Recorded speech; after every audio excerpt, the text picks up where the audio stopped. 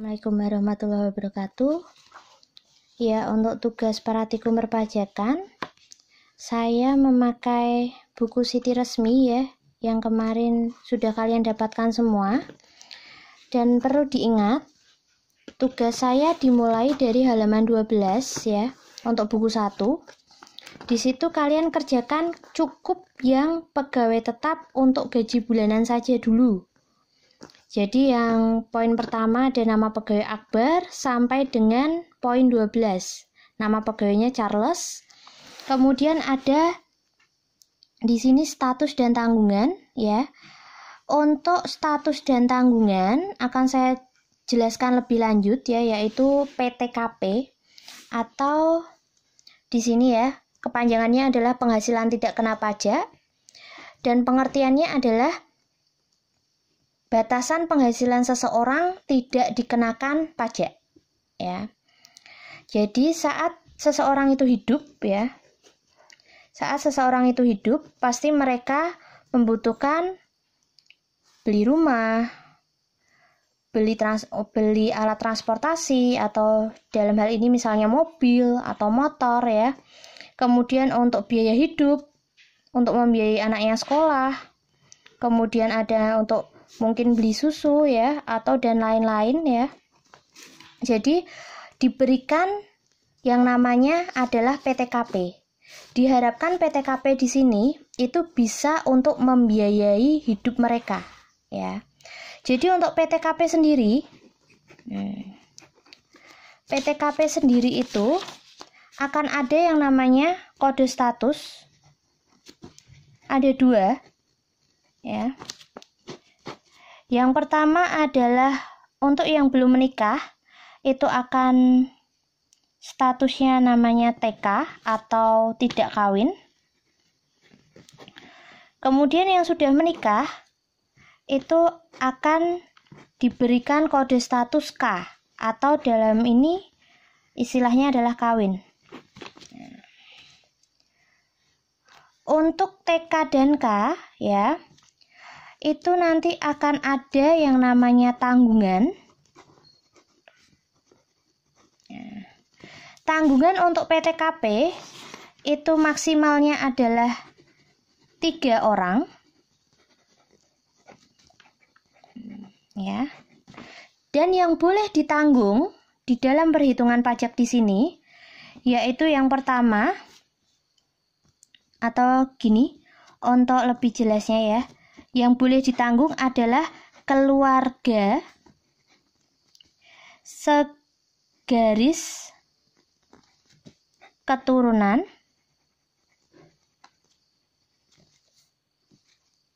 dan semenda. Apa itu maksudnya? Yaitu yang boleh ditanggung adalah yang pertama, orang tua kandung,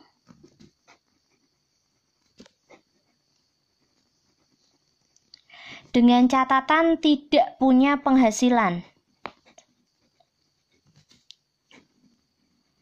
Nah, apabila ada yang bertanya, Bu, kalau misalnya ternyata bapaknya atau ibunya punya pensiun, nah berarti itu artinya penghasilan. Jadi tidak boleh sebagai tanggungan di sini, ya. Kemudian yang kedua, selain orang tua yang boleh yang boleh ditanggung, yaitu yang kedua adalah mertua. Tidak punya penghasilan, sama ya. Nah, apabila punya penghasilan tidak boleh ditanggung di dalam PTKP. Ya. Kemudian yang ketiga adalah anak angkat. Anak angkat dengan catatan harus mempunyai surat adopsi ya, atau istilahnya legal ya, punya surat adopsi. Nah, kalau misalnya Bu ternyata anak angkat tapi ngangkat anaknya saudara, tidak ada suratnya, bagaimana? Itu berarti tidak boleh masuk ke tanggungan PTKP ya, karena dia tidak punya ada surat adopsi. Tapi kalau ternyata punya surat adopsi resmi ya, itu boleh ditanggung di dalam PTKP Ya, jadi maksimalnya adalah 3 orang dan yang boleh ditanggung adalah hanya orang tua kandung, mertua, atau anak angkat. Adik kandung bagaimana, Bu? Kakak kandung bagaimana? Untuk adik kandung dan kakak kandung tidak diperbolehkan.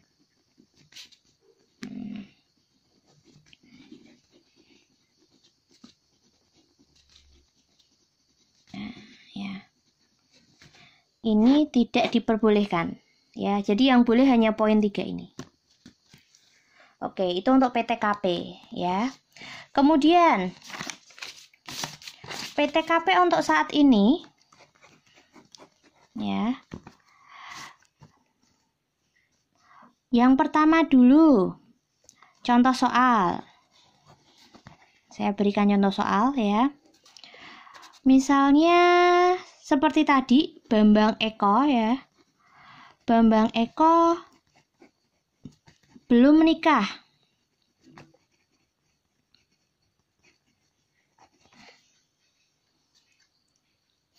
Kemudian tidak mempunyai tanggungan.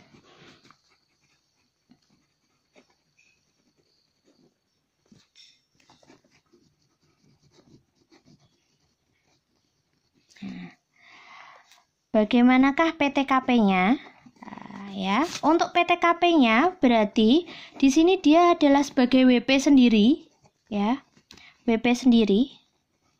Nah, berarti PTKP-nya adalah 54 juta. Nah, ya. Ini PTKP setahun ya.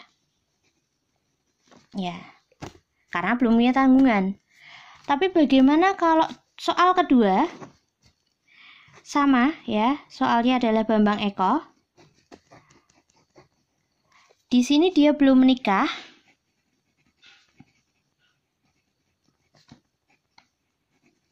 Ternyata dia misal punya tanggungan anak angkat. Misalnya ya, anak angkat ada surat adopsi.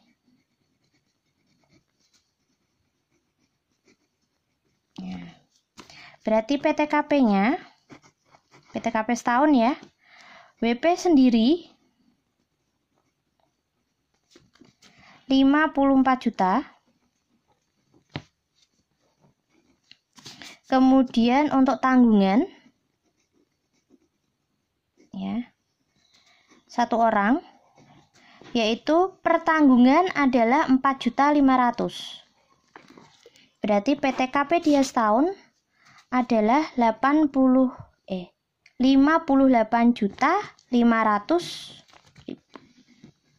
Oke. Ya. Untuk kode statusnya karena di sini dia belum menikah tetapi punya tanggungan anak angkat ya, berarti kode statusnya adalah TK_1. Ya, karena punya tanggungan 1. Kalau yang di sini belum menikah tidak punya tanggungan, berarti kode statusnya adalah TK_0. Kemudian bagaimana untuk yang sudah menikah? Yang ketiga, soalnya masih sama, Bambang Eko ya. Bambang Eko di sini menikah, kemudian punya tanggungan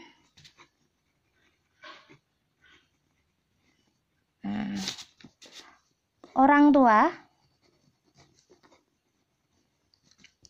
misalnya dalam hal ini ayah gitu ya, dan tidak punya penghasilan.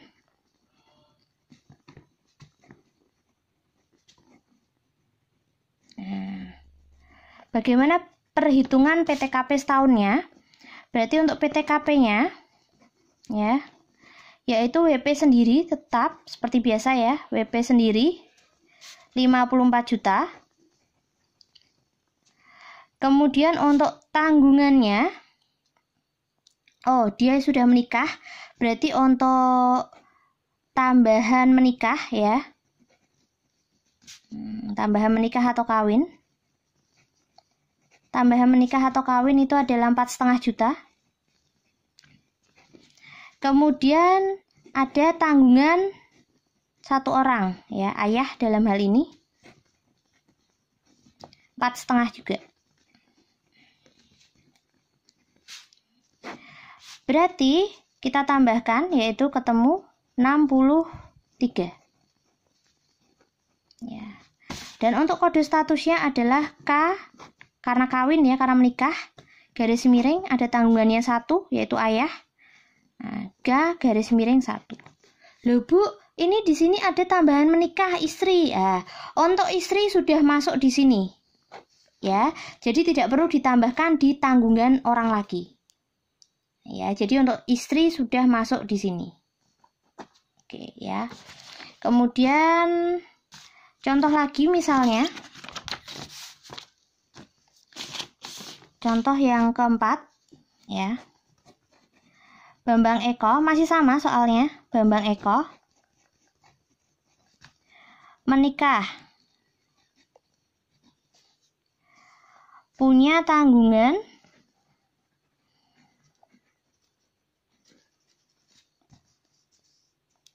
adik kandung,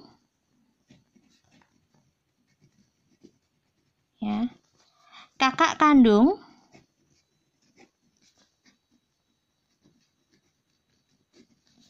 kemudian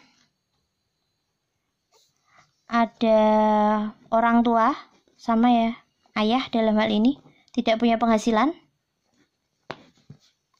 Nah, bagaimana PTKP setahunnya? PTKP setahunnya, berarti WP sendiri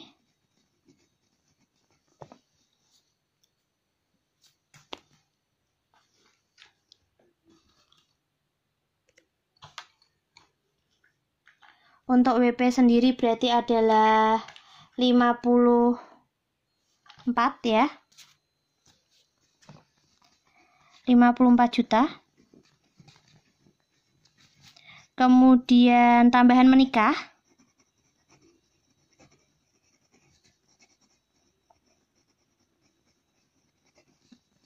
Rp4.500.000. Kemudian ada adik kandung, kakak kandung, tidak boleh sebagai tanggungan. Ya. Yang diperbolehkan adalah orang tua, ini ayah, tidak punya penghasilan ya. Itu berarti boleh. Tapi kalau ada pensiunan atau mempunyai usaha di rumah, misalnya ayahnya, berarti tidak boleh sebagai tanggungan ya. Berarti di sini tanggungan satu orang,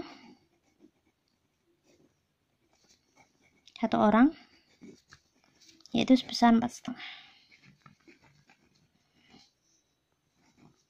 Hasilnya adalah sama 63.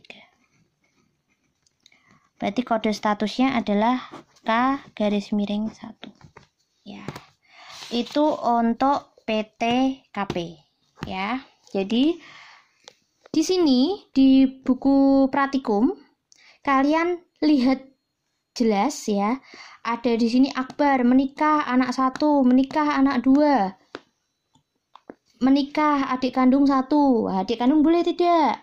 Ya, kemudian tidak menikah tanpa tanggungan, tidak menikah adik kandung, menikah tanpa tanggungan, menikah anak 1, menikah tanpa tanggungan dan lain-lain. Kalian lihat dengan jelas ya. Kemudian ada keterangannya, diperhatikan. Ya, itu.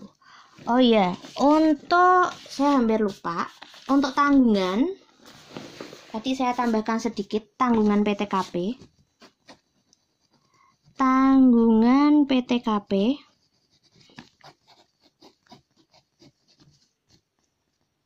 ya.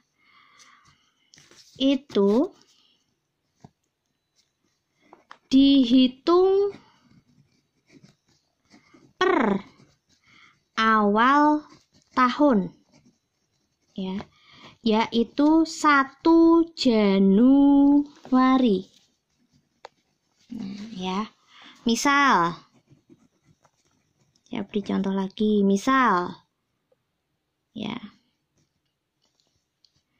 Reto tadi, Reto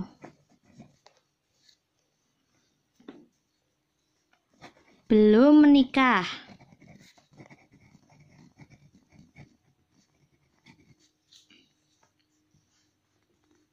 Belum menikah tahun 2019.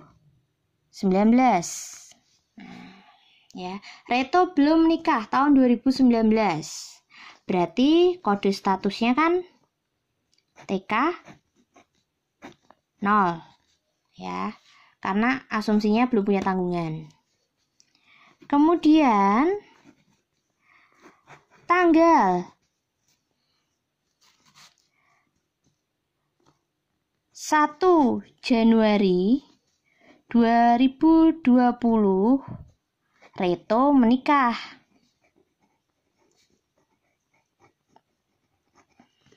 Ya, berarti kode statusnya ya menjadi K_strip. Ya. Karena menikah kan asumsinya sini belum punya tanggungan ya. Jadi misalnya single sama single. Kemudian tanggal 12 Desember 2020 Reto mempunyai anak. Anaknya lahir berarti Desember ya. Anak misalnya langsung kembar 2 misal. Nah, kode statusnya Desember apa kode statusnya? Tetap masih K_strip. Karena untuk PTKP dihitung per awal tahun. Ya, yaitu adalah 1 Januari. Berarti berubahnya kapan? Misalnya tanggal 1 Januari 2021. Nah, statusnya Reto berubah menjadi K_2. Karena di sini tanggungannya ada anak kembar 2.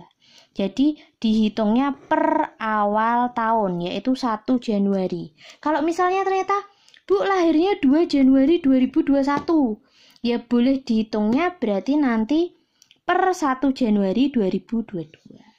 Ya, jadi begitu. Itu untuk PTKP. Jadi nanti kalian perhatikan di soal ya di buku Siti Resmi itu mulai bekerja ya, kemudian ada keterangan di sini ada suami tidak berpenghasilan, ada yang berhenti bekerja, ada pegawai baru, ada apa-apa itu ya. Diperhatikan seluruhnya. Kemudian yang untuk tunjangan transportasi di sini ini pasti menambah gaji sebulan ya. Kemudian untuk yang perusahaan mengikutkan ini ya, premi ditanggung oleh perusahaan setiap bulan. Nah, ini menambah gaji juga. Kemudian yang jaminan hari tua yang ditanggung oleh karyawan ya. Yang ditanggung oleh karyawan nah, dibayar sendiri oleh pegawai. Nah, ini juga ikut perhitungan ya, tapi mengurangi. Nah, kemudian yang untuk Jaspro ya, untuk jasa produksi di sini ya, untuk jasa produksi pada bulan Maret dan lain-lain ya. Coba dilihat di bukunya yang kedua, buku kedua ini. Ya. Di sini ya, ada gaji pokok, tunjangan, premi ya dan lain-lain di sini. Di sini diasumsikan dihitung dari Januari ya, untuk per bulan PPh 21 dipotong sebulan dan lain-lain. Berarti kalian tidak usah masukkan jasa produksinya dulu. Ya. Kalian masukkan seperti biasa dulu, gaji. Kemudian ada tunjangan jabatan tadi masukkan, tunjangan transportasi masuk. Ya, kemudian premi asuransi kecelakaan kerja juga masuk, menambah. Ya, yang ditanggung perusahaan. Kemudian yang iuran pensiun yang ditanggung oleh karyawan sendiri masuk di sini sebagai pengurang. Kemudian biaya jabatan, karena ini bulanan berarti maksimalnya adalah 500. Kalau biaya jabatan di sini lebih dari 500, kalian tetap menuliskannya 500.000 ya. Jadi diabaikan saja yang lebih dari 500 itu biaya jabatan ya. Kemudian PTKP tadi udah saya jelaskan. Untuk WP sendiri setahunnya pasti 54 juta ya. Kemudian ada tambahan karena menikah, ada tambahan untuk tanggungan dan lain-lain. Nah, kalian hitung di sini ya. Kemudian PTKP mengurangi ya. Nah, kemudian PPh 21 terutang 5% kali ya 5%. Ini untuk perhitungan PPh 21 ya. Misalnya di sini penghasilan kena pajak setahun. Contoh soal ya. Contoh soal. Penghasilan kena pajak setahun. Misalnya 50 juta. Nah, berarti presentasenya atau tarif pajaknya 5% kali 50 juta. Ketemu 2.500.000. Ya. Ini adalah PPh 21 terutang setahun. Ya.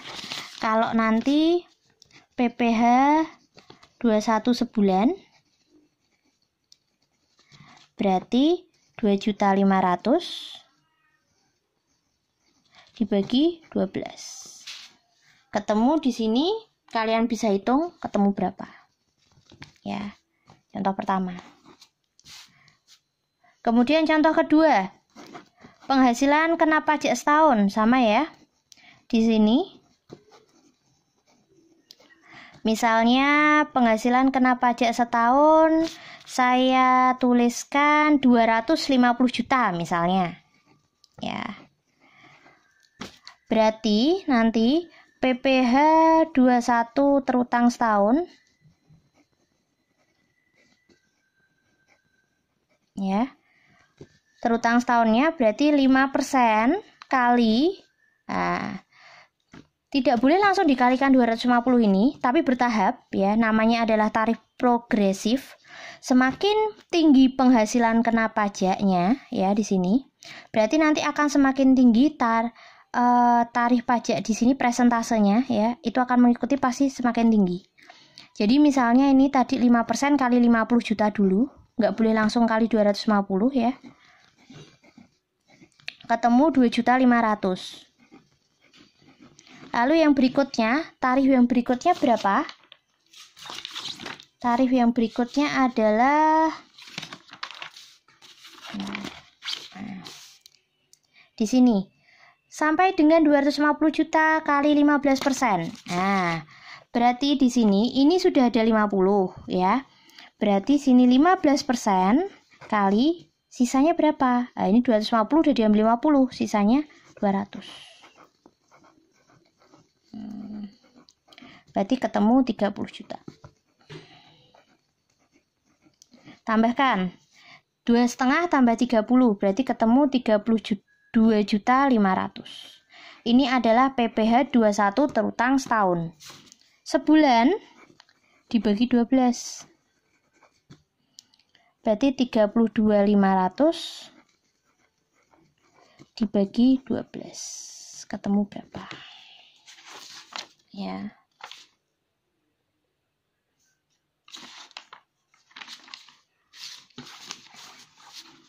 Oke. Kemudian misalnya lagi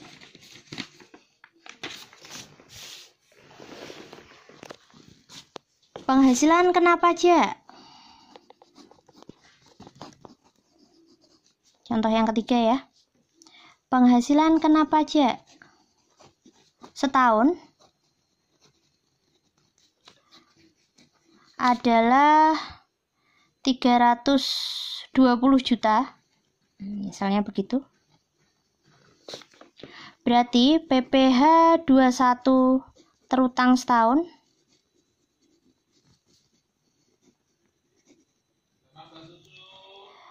ya 5% kali di sini berarti 5% kali 50 juta ya. Kemudian ketemu 2.500.000. Tarif yang berikutnya 15% kali di sini tadi sudah diambil 50, berarti untuk 15% maksimalnya adalah 250. Berarti di sini 200. Ya. berarti ketemu 30 juta. Lalu tarif berikutnya 25% dikali, di sini 320 sudah diambil 50, sudah diambil 200. Berarti kalikan sisanya. Ya, berarti 320 dikurangi 250 juta. Ya. 320 kurangi 250 juta ketemu berapa? Nah, ya. Di sini berarti ketemu 70 juta. Ya. Berapa hasilnya? Kalikan ya, kemudian dijumlahkan. Yaitu berarti ketemu PPh 21 terutang setahun, ya. Untuk sebulan berarti dibagi 12, ya. Hasilnya di sini dibagi 12, ketemu berapa? Ya, jadi begitu. Untuk perhitungan PPh 21 ya, berarti sudah selesai. Untuk PTKP juga sudah dijelaskan ya tadi. Jangan lupa PTKP itu dilihat dulu awal tahun dia ada perubahan status atau tidak ya. Biasanya kan ada yang awal tahun ternyata misalnya yang dari belum nikah menikah, kemudian tanggungannya bertambah ya. Misalnya ada pertama awal tahun tanggungannya ada 1, kemudian awal tahun berikutnya ada 2, berarti nanti akan mengikuti tambahannya ya. Oke. Berarti sudah selesai.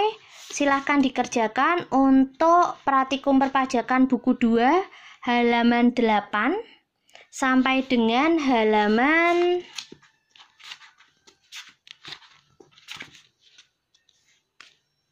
19 ya. Dikerjakan silahkan, nanti kalau sudah selesai silahkan difoto kemudian kirim ke WA saya ya. Batas waktunya adalah hari Jumat jam 3 sore ya. Untuk tugas saya terima paling lambat adalah hari Jumat ya. Tugas paling lambat. Nah, tugas paling lambat adalah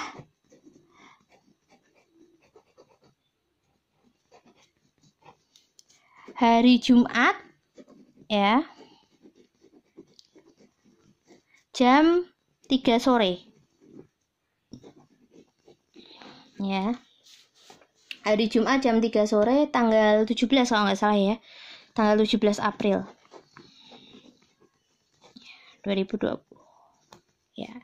Nanti difoto ya, untuk tugas itu difoto kemudian kirim WA ya. Sebutkan nama dan NIM, jangan lupa ya. Nama dan NIM-nya jangan lupa disebutkan. Oke, sekian dari saya. Saya akhiri. Wassalamualaikum warahmatullahi wabarakatuh.